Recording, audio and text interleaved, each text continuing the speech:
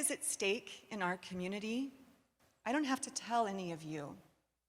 You know what's at stake because you live it every day. When I think about what's at stake, I think about the day after I was appointed to be the public defender. It's feeling pretty good, like I've got this. I showed up in court the next morning like I did every day, and I represented a young woman who was hallucinating. She was high on methamphetamine. She explained to me that she was being trafficked out of a tent by the river behind the courthouse by her boyfriend for drugs. Her dog was tied up on the courtroom steps. And it was all I could do to get her out of that courtroom before she did or said something that made the judge reconsider my release motion, right? And so I walk her out onto the courtroom steps and I try to explain to her, the judge needs you to get an access appointment, which for those of you who aren't here, it's an appointment with county mental health to find out what's going on and to try to get some help. He needs you to do it in the next 3 days or else you're going back into custody. And she looks at me, just blank stare. She's having audio hallucinations, video hallucinations, she's shaking.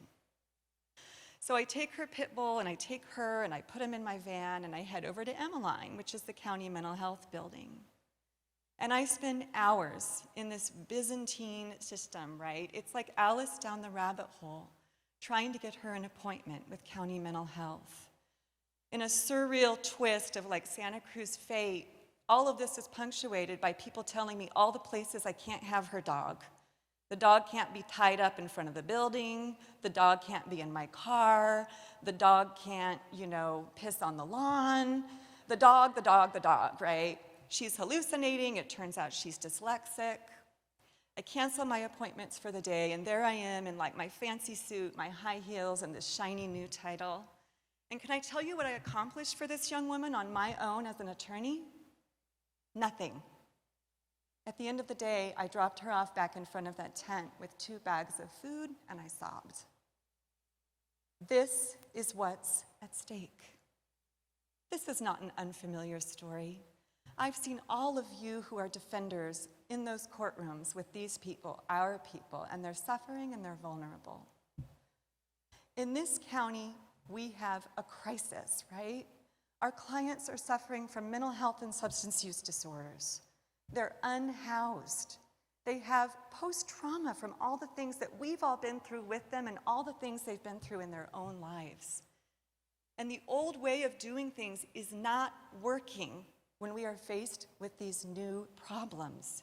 It is just not working. And why does that matter?